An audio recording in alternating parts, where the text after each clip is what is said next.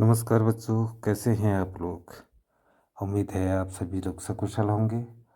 बच्चों, Uttarakhand police constable भर्ती एवं अन्य प्रतियोगी परीक्षाओं के लिए हमारे महत्व जीके क्वेश्चनों की महत्वपूर्ण सीरीज में जो है हम आज पुनः यहाँ पर उपस्थित हुए अपने उत्तराखंड का भूगोल को लेकर के। तो ज़्यादा समय नहीं खराब नहीं करते हैं और पुनः एक बार रोज़ की तरह बस मेरा वीडियो अगर आपको अच्छा लगे तो लाइक कीजिएगा और जिन्होंने सब्सक्राइब नहीं किया वो बच्चों सब्सक्राइब कर दीजिएगा।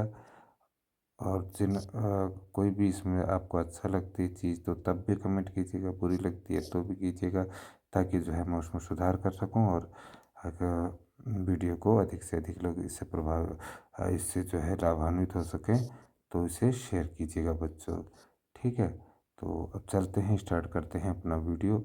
उत्तराखंड का भूगोल पार्ट 3। ठीक है बच्चों, तो उत्तराखंड का भूगोल इससे पहले मैंने 2 पार्ट बना चुका हूँ उत्तराखंड के भूगोल के। तो हम चलते हैं अपने तीसरे पार्ट में। तो पहला क्वेश्चन है बच्चों, क्या है कि उत्तराखंड के किस हिल स्टेशन को पहाड़ों की रानी से के नाम से जाना जाता है? तो उत्तराखंड के किस हिल स्टेशन को पहाड़ों की रानी के नाम से जाना जाता है? बच्चों, नैनीताल को तो सरोवर नगरी के नाम से जाना जाता है, कौसानी को भारत का स्विट्जरलैंड, रानीखेत को रानीखेत या फिर कैंटोनमेंट एरिया के नाम से जाना जाता है। और जो मसूरी है बच्चों, तो मसूरी को जो है यहाँ पर क्या कहा जाता है, बहुत ऊंचाई पर और अच्छी जगह है, सुंदर। तो जो है इसको पहाड़ों की रानी के नाम से जाना जाता है ब्रिटिश काल से। तो हमारा सही ऑप्शन है मसूरी। देखिए ये मैंने इसमें फ़ोटो भी यहाँ पर अपलोड कर रखी है बच्चों। तो देखिए ये मसूरी का ही चित्र है पूरा। तो अच्छी जगह है, यहाँ कोहरा भी लगे रहता है और बीच से रोड भी गई है और होटल और रिसोर्ट यहाँ बहुत अच्छे हैं। साथ ही यहाँ पर एक बच्चों और भी वो है कि वैक्स म्यूजियम है यहाँ।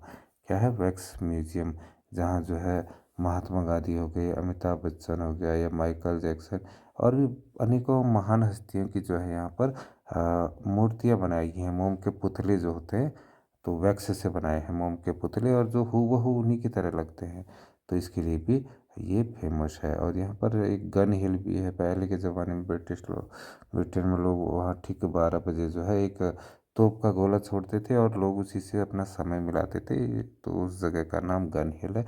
काफ़ी रमणीक जगह है, अच्छी जगह है पर्यटन के लिए। तो पहाड़ों की रानी के नाम से जाना जाता है बच्चों इसे। ठीक है, चलते हैं अपने दूसरे प्रश्न में।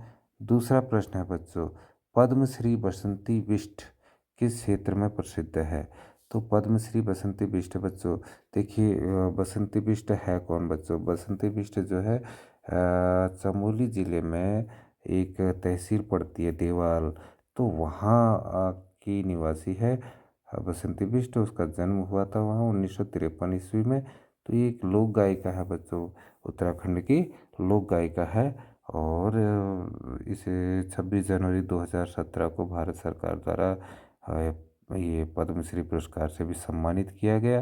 और ये जो है बेसिकली क्या करती है, जागर के जो गायकी होती है उस पर जो है ज़्यादा इनकी कमांड है, उस पर चलती है। और बीच में जब उत्तराखंड पृथक उत्तराखंड बनाओ करके आंदोलन होते थे, तो उनमें भी इनकी काफ़ी भागीदारी रही और इन्होंने जो है उसमें बढ़ चढ़ कर भाग लिया। तो उस दौरान जो मुजफ्फरनगर या खटीमा या आपका मसूरी गोलीकांड हुए थे, तो वो जो अपने गायकी में इन्होंने उस दर्द को भी पिरोया है बच्चों। ठीक है, तो इन्होंने अधिकांश जो है माँ नंदा देवी की यात्रा जो होती है उस पर लिखा हुआ है, उस पर गाया है।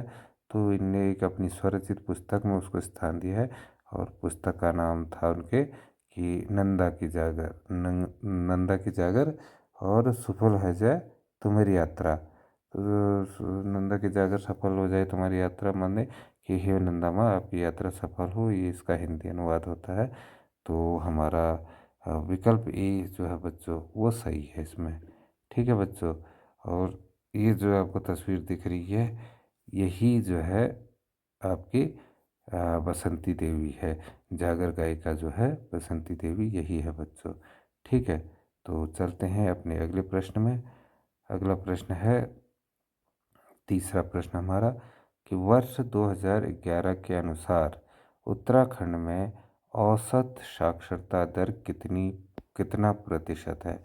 तो बच्चों, पिछले वीडियोस में मैंने शायद एक या दो बार बता भी दिया है कि जो है महिला और पुरुष दोनों का अलग अलग करके भी बताया। तो यहाँ जो है 2011 के अनुसार उत्तराखंड में औसत साक्षरता दर कितना प्रतिशत है बच्चों?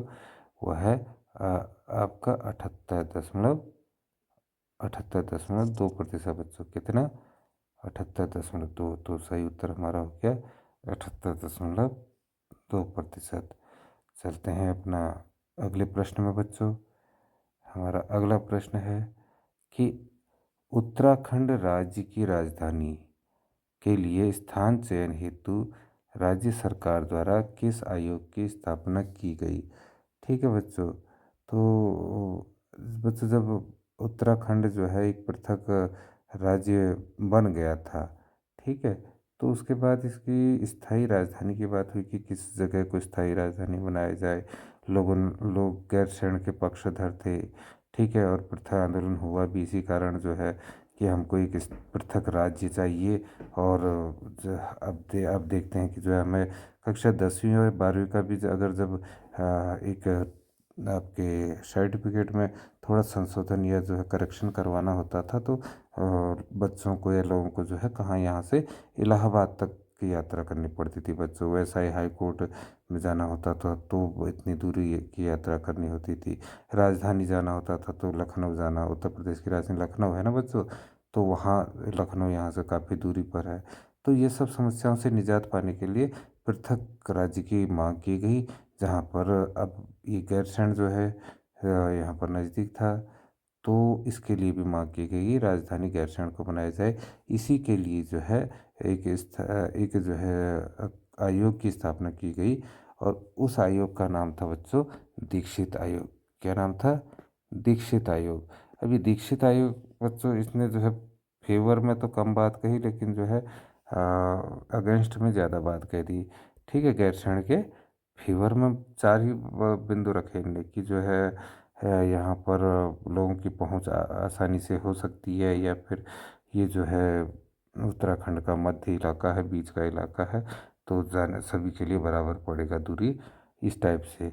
लेकिन अगेंस्ट में जो है इनके बात कर दी कि देहरादून ही इसलिए सही है क्योंकि देहरादून से अच्छी वहाँ जगह नहीं है, भौगोलिक एरिया बड़ा क्रिटिकल है, दुर्गम है, और वहाँ पर जो है कि आपकी ज़मीन की क्षमता जो है उपयुक्त नहीं है, बार बार लैंडस्लाइड वगैरह होने के चांसेस हैं। ठीक है, आवागमन का साधन बहुत कम है, और रोड कंजेस्टेड हैं। ठीक है, तो कई चीज़ें कह दी उनने, पानी की कमी है, ढलावदार भूमि है, इस तरीके से 17 पॉइंट रख दिए उनने, जिस कारण अभी तक जो है गैरसैंण में ढंग से राजधानी बन नहीं पाई है। लेकिन अस्थायी तौर पर जो ग्रीष्मकालीन है उत्तराखंड विधानसभा परिसर भराड़ीसैंण गैरसैंण में आपका स्वागत है लिखा है ये चित्र। तो यहाँ पर जो है आपका विधानसभा सत्र चलता है बच्चों। ठीक है, ये जो आपको दिख रहा है, तो इसे ग्रीष्मकालीन राजधानी के नाम से भी जाना जाता है। चलते हैं अपने अगले प्रश्न में बच्चों। अगला प्रश्न है, ब्रह्म कमल किस देवता को अर्पित किया जाता है?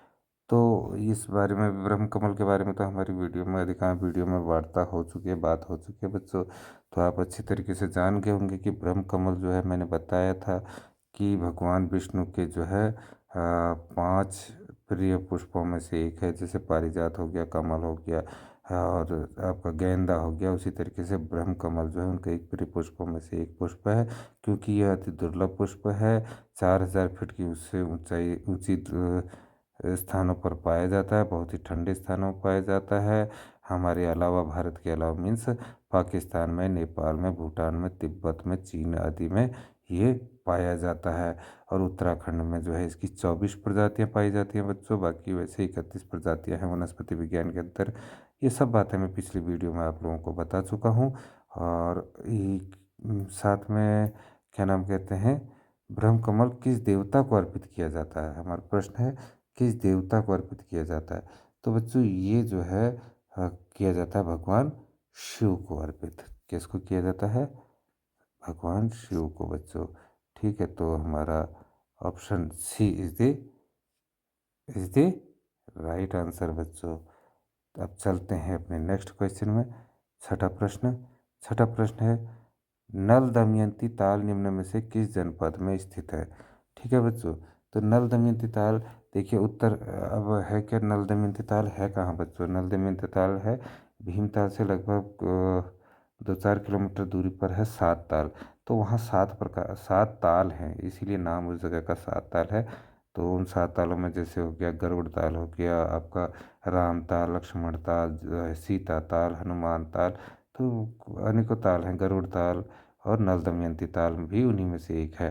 तो ये नल दमयंती ताल के पीछे कहानी क्या है बच्चों की, जो है एक बार राजा नल और नल थे जो है, तो उनके भाई पुष्कर था। तो उसने जो है छल से ये राजा नल का सत्ता जो है हड़प ली, उनका राज्य हड़प लिया। और यहाँ पर वे वनवासी जीवन जीने लगे अपनी पत्नी के साथ, और यहीं उनकी समाधि बना करके इसी ताल में समाधि बना दी गई। और तो यहाँ पर अभी भी कटी हुई मछलियाँ दिखती हैं, ऐसी मान्यता है बच्चों, क्योंकि वो मछलियाँ कट जब खाते थे तो नल राजा नल और उनकी पत्नी, तो वो भी हवा में उड़ती थी। ठीक, तो खैर हम प्रश्न पर आते हैं बच्चों। हमारा प्रश्न है कि जो है नल दमयंती ताल किस जनपद में स्थित है? तो मैंने भीमताल की बात की, और ये आप भली भांति जानते हैं कि भीमताल कौन से जिले में है? वह है बच्चों नैनीताल जिले में। किस जिले में? नैनीताल जिले में। तो Nainital is the right answer. अब चलते हैं, ये देखिए बच्चों मैंने यहाँ पर फोटो डाल रखी है, ये फोटो ही है नल दमयंती ताल की। इसको जैसे बच्चों नौ कुचिया ताल के 9 कोने हैं, तो उसी तरीके से नल दमयंती ताल के 5 कोने हैं बच्चों। 1 2 3, इधर पे दो ताल कोने और हैं, तो ये 5 कोनों से बना हुआ ताल है। ठीक है बच्चों, चलते हैं अपने नेक्स्ट क्वेश्चन में। अगला प्रश्न है बच्चों, निम्न में से उत्तराखंड राज्य का सबसे बड़ा ग्लेशियर कौन सा है? बच्चों देखो, आपका जो उत्तराखंड का सबसे बड़ा ग्लेशियर है, वो कौन सा ग्लेशियर है?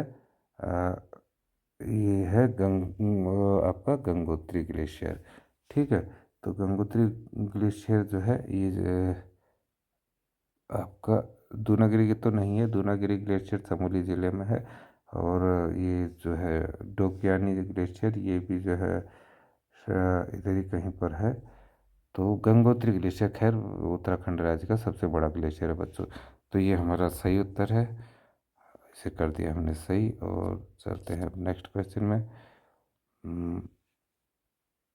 अपने नेक्स्ट क्वेश्चन में चलते हैं। Gangotri is the right answer. आठवां प्रश्न है बच्चों, आठवां प्रश्न है, खांडव वन उत्तराखंड का के किस शहर में स्थित है? बच्चों खांडव वन है क्या? ठीक है, खांडव वन है वही जगह जहाँ पांडवों ने अज्ञातवास लिया था बच्चों। अज्ञातवास के दौरान जिन जंगलों में रहे थे वही खांडव वन कहलाते हैं। और वो खांडव वन कहाँ है? एक एक जिले का नाम खांडव वन भी था। प्राचीन नाम किसका नाम था? उत्तरकाशी का नहीं था, नैनीताल का नहीं था, चमोली का नहीं था, हरिद्वार का था बच्चों। ठीक है, तो हरिद्वार खांडव वन कहाँ के शहर में स्थित है? आपके हरिद्वार में। तो Haridwar is the right answer. ठीक है, और चलते हैं अगले क्वेश्चन में बच्चों। अगला प्रश्न है कि निम्नलिखित में से किस स्थान पर लक्ष्मण जी का प्रसिद्ध मंदिर स्थित है? लक्ष्मण जी का प्रसिद्ध मंदिर स्थित है बच्चों। तो देवी कुंड में तो नहीं है, ये तो सुंदरढूंगा ग्लेशियर में स्थित है देवी कुंड। और रूप कुंड जो है उसे कंकाल झील या कंकाल कुंड भी कहते हैं, त्रिशूल पर्वत के आसपास है। उपरोक्त में से कोई नहीं तो कोई नहीं। हेमकुंड जो है हमारे सिख धर्म का आस्था का केंद्र है, यानी कि उनका तीर्थ स्थल है। और यह कह सकते हैं प्रमुख धामों में से एक धाम क्या है? हेमकुंड साहिब है। तो यही जो हेमकुंड झील है बच्चों, इसी के किनारे जो है लक्ष्मण मंदिर है। क्या है? इसी के किनारे लक्ष्मण मंदिर है। मान्यता यह है कि जो है जिस समय रावण के पुत्र रावण के पुत्र मेघनाथ को जो है लक्ष्मण ने परास्त किया था, और उसका वध किया था। उसके बाद उनकी शक्तियाँ जो है उनकी शक्तियों का ह्रास हो गया था।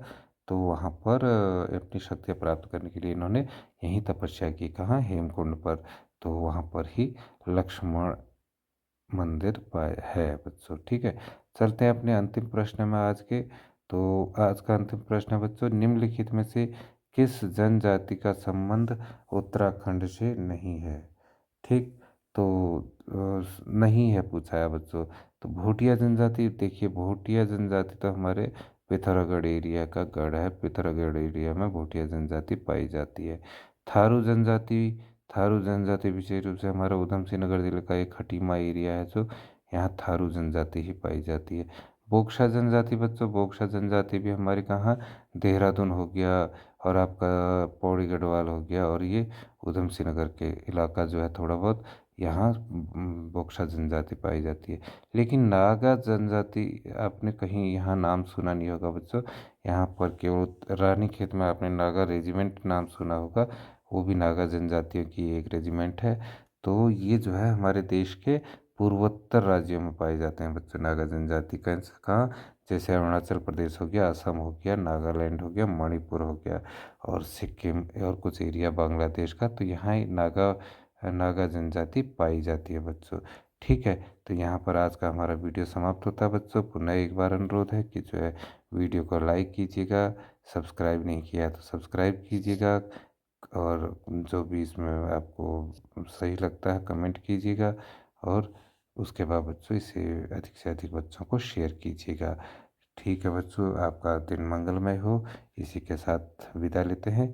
धन्यवाद। Bye bye.